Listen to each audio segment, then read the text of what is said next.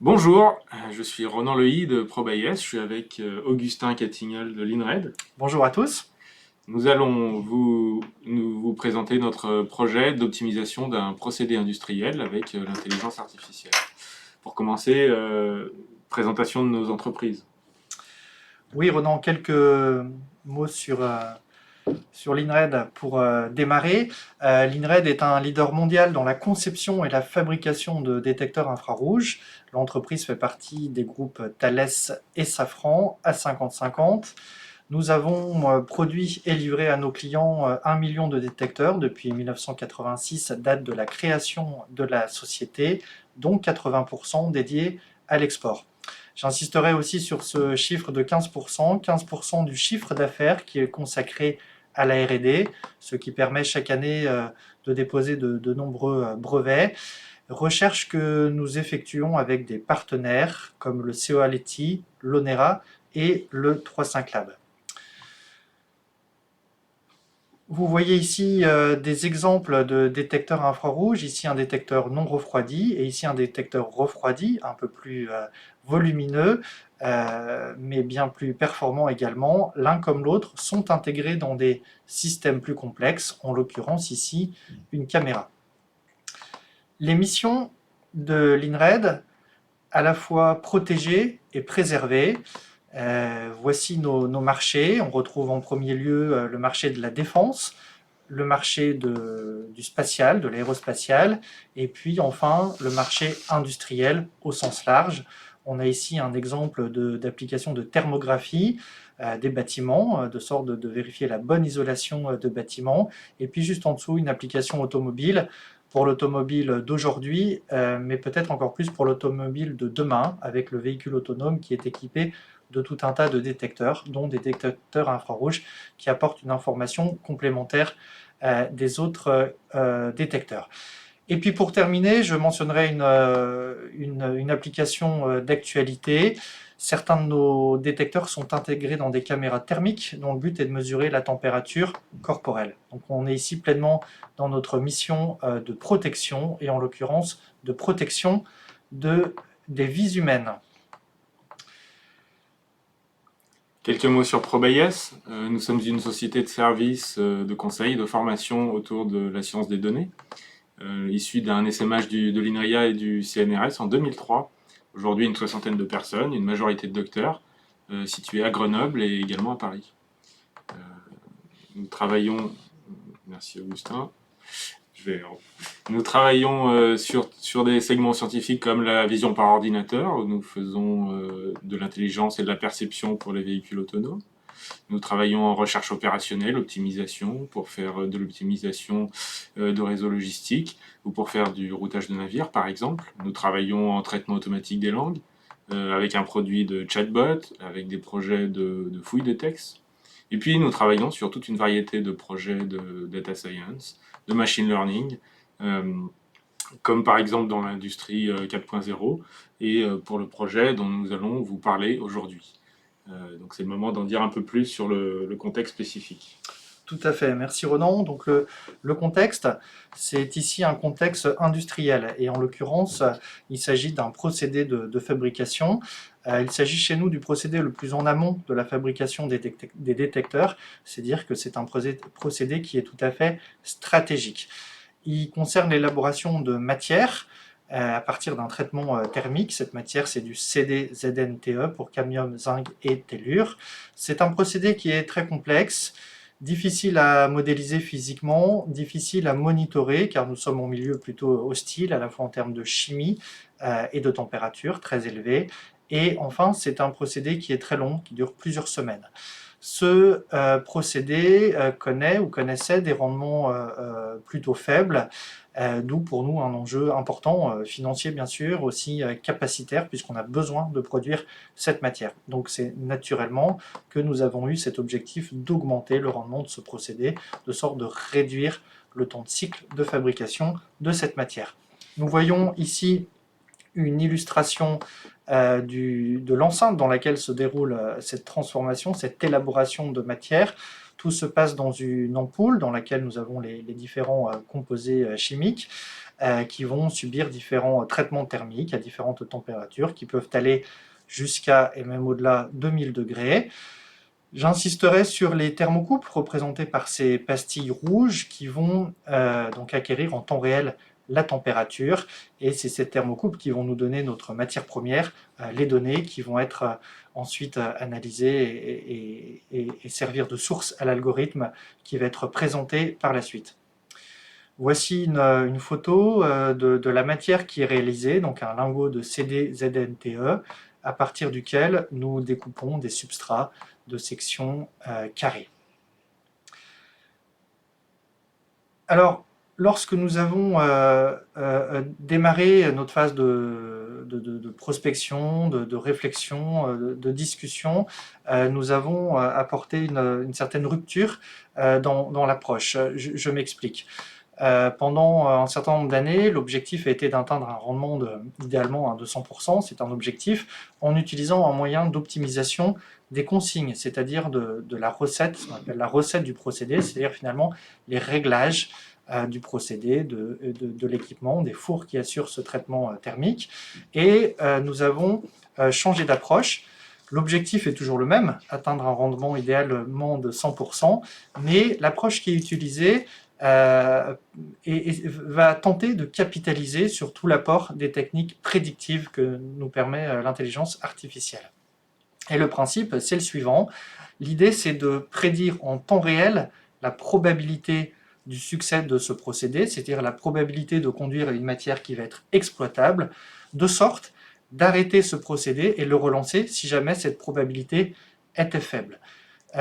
C'est quelque chose qui est possible puisque notre procédé permet d'être stoppé et relancé à tout moment. Voyons le principe de fonctionnement un petit peu plus en détail à présent. On retrouve ici notre ampoule dans laquelle le procédé se réalise.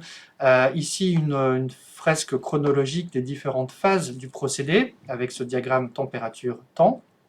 Le principe, c'est le suivant.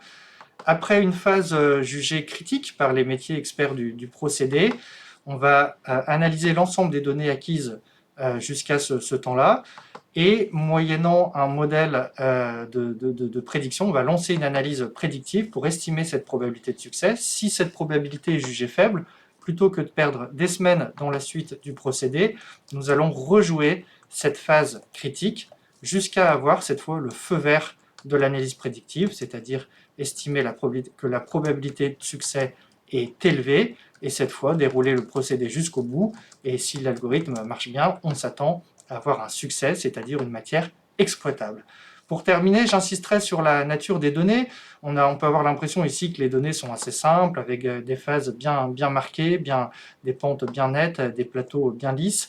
La réalité est tout autre. On voit ici un petit extrait de signal.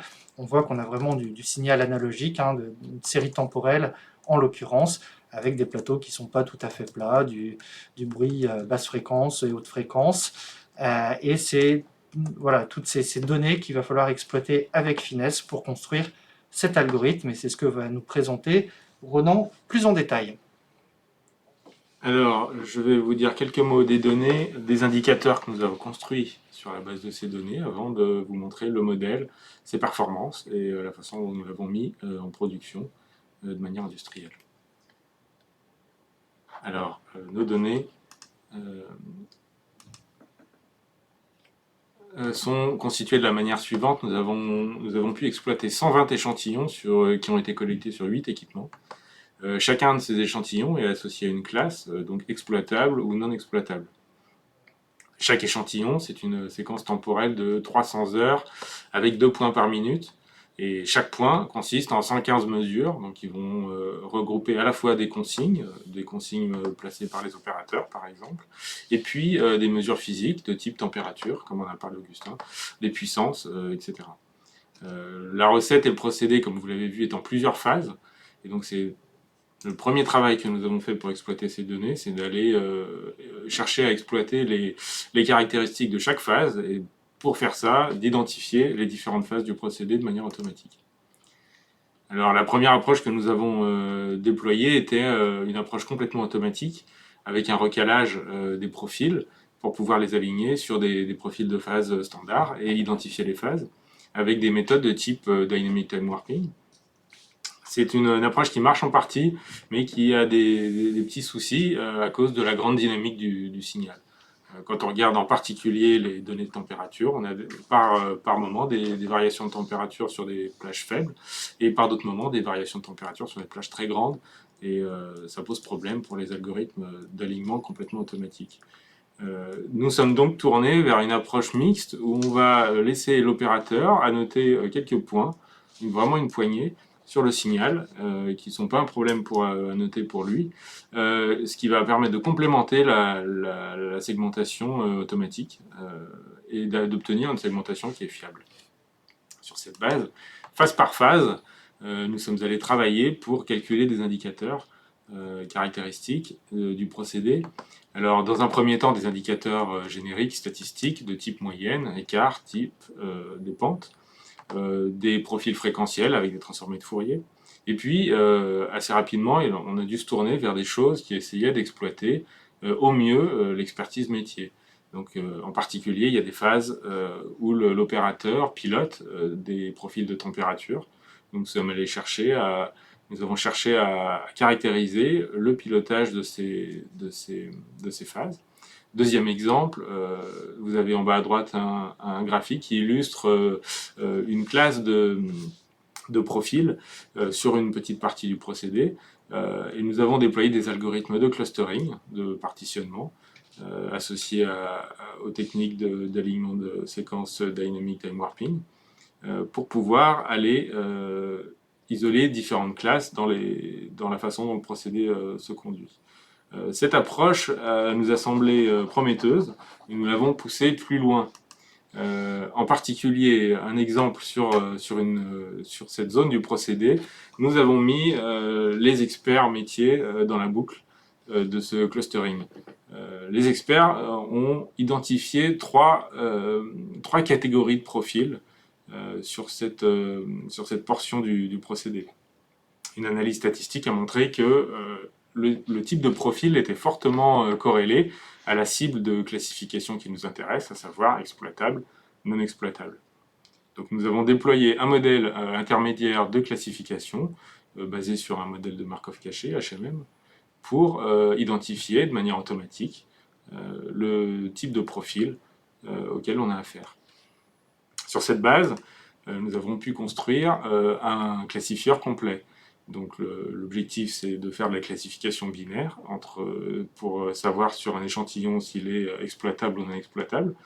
Le classifieur final, c'est une forêt aléatoire, qui est un modèle extrêmement classique sur ce type de problème. Et en entrée du classifieur, nous avons 7 indicateurs, parmi tous ceux dont je vous ai parlé précédemment, qui l'alimentent. Un de ces indicateurs, c'est la sortie de notre HMM qui fait la classification de portions de profil. Les autres indicateurs qui ont été calculés n'ont pas été jetés. Ils sont utiles pour le Statistical Process Control qui est déployé chez l'INRED pour détecter les dérives du procédé. Évidemment, il est très intéressant de détecter les dérives du procédé quand on a déployé un algorithme d'apprentissage automatique qui aura besoin d'être adapté avec les changements du procédé. Les scores ont été évalués par validation croisée. Vous en avez l'illustration sur le tableau en bas en jaune. La question qui se pose, c'est comment est-ce que ces scores de classification se traduisent en termes industriels, en termes de rendement, par exemple, pour l'INRED. Alors, pour se poser cette question-là, revenons au procédé qui est illustré en haut à gauche. Donc, le problème qu'on se pose, c'est est-ce qu'on prend la flèche rouge ou la flèche verte? Si on fait les bons choix, en faisant boucler nos échantillons à bon escient, on va augmenter notre rendement. On va avoir plus d'échantillons exploitables en fin de ligne. Par contre, on va pénaliser le temps de fabrication moyen, puisqu'on aura fait des boucles et on y aura passé plus de temps. L'objectif métier, lui, c'est de réduire le temps de cycle moyen. C'est un compromis entre le rendement et le temps de fabrication. Le temps de cycle, imaginons-le comme ceci. Si en un mois, j'ai produit 15 échantillons et que sur ces 15 échantillons, 10 étaient exploitables, le temps de cycle, c'est le mois divisé par les 10 échantillons exploitables. C'est quelque chose qui résume la variable qui intéresse au final l'INRED. Pour évaluer l'amélioration ou la dégradation éventuelle du temps de cycle, nous avons modélisé le procédé avec le classifieur par le modèle de Markov que vous pouvez voir en haut à droite, qui est un modèle à transition probabiliste, et les transitions dépendent des caractéristiques de précision, de rappel, de notre classifieur. Et en simulant avec des techniques de Monte-Carlo ce modèle, on peut quantifier l'amélioration du temps de cycle qui est due à notre classifieur. Concrètement, pour parler chiffres, ça nous permet d'obtenir un temps de cycle diminué de 16%, avec un rendement qui est augmenté de 17 points, et un temps de procédé qui est lui aussi augmenté de 11%. Alors, vous pouvez voir dans le tableau qu'on peut faire ce calcul pour différents nombres de boucles maximum. Dans la pratique, on ne peut pas faire boucler un échantillon un très grand nombre de fois, parce qu'il y a des contraintes sur la fabrication. Donc ici, l'INRED a positionné ce nombre de boucles maximum à une valeur qui lui semblait raisonnable. 4. Alors, ces résultats étant posés, il est intéressant de se poser la question comment est-ce qu'on est arrivé jusqu'à l'industrialisation. Tout à fait, Ronan. Alors, à ce stade de la présentation, donc on a couvert le développement, la preuve de concept et le développement avec des performances tout à fait satisfaisantes. Et ça représente une année dans le projet, comme vous le voyez sur cette fresque chronologique. Sans détailler bien sûr tous les jalons, j'insisterai sur le fait que nous avons eu plusieurs lots qui correspondent à plusieurs étapes et qui traduisent le mode agile dans lequel on a travaillé en affinant au fur et à mesure des résultats notre cahier des charges pour tirer le meilleur parti des performances de l'algorithme. On va maintenant décrire la phase d'industrialisation. Dans cette phase d'industrialisation, l'informatique de l'INRED est rentrée dans la boucle. On a eu également, bien sûr, toute une phase de test très importante avant une revue de mise en production et puis une mise en production officielle et bien sûr toute une phase de formation pour les opérateurs de sorte que l'algorithme soit adopté dans les meilleures conditions possibles. Donc c'est cette phase d'industrialisation qu'on va décrire à présent. Un mot sur l'incarnation pratique de l'algorithme. L'opérateur que vous voyez en bas à droite est devant son équipement. Il est face à une IHM qui est complètement maîtrisée par l'INRED. Cette IHM a été connectée à un serveur de prédiction qui est figuré sur la gauche, qui va embarquer le moteur de décision et puis les aspects stockage de données. Et ces deux composants sont simplement interfacés avec une API HTTP REST très simple. Voilà. Donc c'est intéressant de se poser la question à quoi ressemble le système du point de vue de l'opérateur. Tout à fait. Alors sur le terrain, voici comment se déroulent les choses. Après cette fameuse phase critique, si du côté de l'opérateur tous les signaux sont au vert, alors il va lancer cette analyse prédictive. Concrètement, l'IHM va demander à l'opérateur de renseigner un certain nombre d'informations, dont la position des points caractéristiques qui ont été présentés tout à l'heure. C'est alors que l'ensemble des données acquises jusqu'à ce stade vont être envoyées au serveur de prédiction. L'algorithme, le classifieur à proprement parler, va tourner et renvoyer une préconisation. C'est ce qu'on voit ici, où le serveur d'analyse prédictive suggère en l'occurrence de continuer, c'est-à-dire de poursuivre le procédé. N'en demeure pas moins que la décision finale revient à l'opérateur, qui est vraiment l'expert du procédé. Si quelque chose d'anormal est arrivé entre-temps, il peut choisir de reboucler. À défaut, il va suivre la préconisation et poursuivre le procédé. Voilà, et bien sûr, si on reboucle, on rejoue le synoptique qu'on a vu jusqu'à ce stade. Donc voilà comment ça se traduit aujourd'hui en production par les équipes.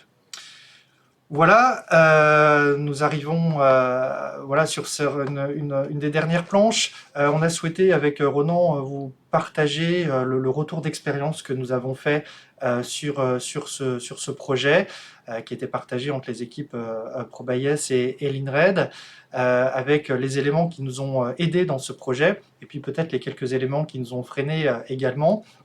Parmi les éléments qui nous ont aidés, Du côté de l'INRED, je mentionnerai avant tout la bonne, voilà, la bonne prospection sur ce sujet en particulier, particulièrement complexe.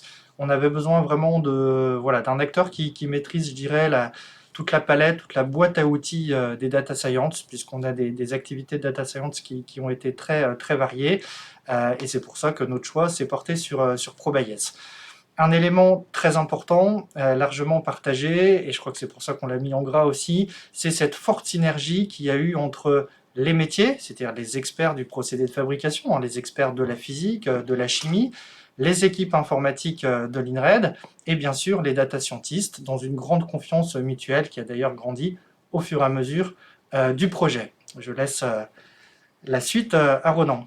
Alors, un aspect important de ce projet et de beaucoup de projets comme lui, c'est la capacité à travailler de manière itérative et incrémentale pour pouvoir remettre sur la table certains des objectifs parfois du projet, repenser aux données, faire des ateliers, pas uniquement en début de projet avec les experts métiers. C'est ça qui nous a permis d'aller jusqu'à un modèle prédictif dont on a pu quantifier en simulation et dans la vraie vie les apports pour l'INRED. L'aspect incrémental est particulièrement important parce qu'ici on a affaire à un très faible nombre d'échantillons finalement. Je vous ai parlé de 120 échantillons pour entraîner nos modèles. On a besoin d'aller loin dans l'exploitation de l'expertise métier, dans l'exploration des données et de ses caractéristiques. Voilà. Le temps de cycle du procédé qui rend la validation très longue, ça c'est un deuxième aspect qui doit être prise en compte. C'est pour ça que c'est particulièrement utile d'avoir des techniques de simulation qui permettent de quantifier le retour sur investissement une fois qu'on a les performances de notre classifieur. On parle d'ici de procédés qui vont prendre plusieurs jours, plusieurs semaines. Tout à fait. Alors en guise de conclusion, ici on a pu réaliser un gain industriel à la fois en termes de rendement, de coût, de capacité de production significatif grâce à un algorithme de machine learning utilisé dans un mode d'aide à la décision, à savoir en gardant l'humain, l'opérateur humain dans la boucle qui travaille avec la machine. Voilà. L'IA fonctionne sur un problème industriel, ici, quand on s'en donne les moyens. Tout à fait, tout à fait. Voilà, et puis pour terminer, côté l'INRED, je souhaiterais mentionner que le succès de ce projet, parmi d'autres projets également réalisés, nous a permis de nous voir décerner le label Vitrine Industrie du futur il y a quelques mois. Voilà, merci pour votre attention et nous sommes à l'écoute de vos questions à l'oral ou à l'écrit. Voilà. Nous voyons que nous avons une question qui porte sur la manière, est-ce que l'algorithme a facilement été accepté en production? Alors c'est une très bonne question, merci pour la question, parce qu'effectivement dans ce type de projet, bien sûr il y a tous les enjeux techniques qu'on a évoqués, mais un point qui est très important, c'est également l'adoption du système, de l'algorithme, enfin du système d'aide à la décision en l'occurrence, par les équipes en production. C'est très important parce que si on ne prend pas soin de cet aspect-là, les équipes peuvent avoir l'impression qu'on cherche à se substituer à leur expertise métier, ce qui n'est pas du tout le cas, puisque nous, on a vraiment on a eu cette volonté de faire un système d'aide à la décision, et au contraire, de vraiment capitaliser sur toute l'expertise métier. Et en l'occurrence, ça a très bien marché puisqu'on a inclus justement les métiers dans le projet très en amont, dès le début du projet, notamment pour tout le travail de feature engineering. Il y a énormément d'ateliers de travail entre les data scientists de ProBayes et puis nos experts métiers qui ont permis de réaliser ce travail de feature engineering et d'aller chercher l'information de valeur parmi cet océan d'informations. L'exemple qu'a cité Ronan sur la classification manuelle des courbes en est un exemple typique. Voilà. Donc c'est quelque chose qui s'est bien fait parce que les métiers ont été vraiment incorporés dès le début, et c'était nécessaire pour la performance, pour atteindre ces performances de l'algorithme, sinon peut-être que ça n'aurait pas marché, et ensuite pour l'adoption, puisqu'ensuite ces personnes ont été des très bons ambassadeurs de cet algorithme une fois mis en œuvre en production. Alors, autre question, quelles sont les perspectives d'évolution du système déployé? Euh, alors, moi, ce que je peux en dire du côté de ProBayes, il y a une perspective des procédés industriels comme ça, c'est les procédés qui vivent et qui évoluent. Et on est Fait. naturellement amené à adapter les algorithmes de machine learning qui s'exécutent. Donc, une des possibilités, suivant les contextes, ça peut être d'avoir des systèmes qui sont réentraînés de manière automatique, de manière semi-automatique régulièrement, pour pouvoir s'adapter aux variations du procédé. Voilà, une deuxième réponse, c'est que c'est un procédé qui a disons, a beaucoup de richesse. Hein, et en particulier, on a en fait plusieurs points de décision où on pourrait envisager de reboucler. Tout à fait, oui. Donc, en particulier, on pourrait imaginer modéliser ces différents points de bouclage et placer plusieurs classifieurs à chacun de ces points de bouclage. Tout à fait, exactement. C'est une des perspectives, sachant que là, en termes de performance, il faudra trouver aussi voilà, le juste positionnement du curseur, puisque comme l'a expliqué Ronan tout à l'heure, voilà, quand on prend une bonne décision, on améliore le rendement, mais si on reboucle, on pénalise aussi le temps de la fabrication. Et de manière évidente, si on repousse ce point de décision, si jamais voilà, on se trompe, on reboucle à tort, là le coût est nettement plus important, puisque c'est pas seulement de 40 heures qu'on va revenir en arrière, mais de beaucoup plus, et c'est plus pénalisant. Voilà. Mais néanmoins, ça peut être avantageux, et ça vaudra le coup d'essayer par la suite. Voilà, je crois qu'on arrive à la fin des questions. Merci. Voilà, et merci beaucoup, merci pour votre attention.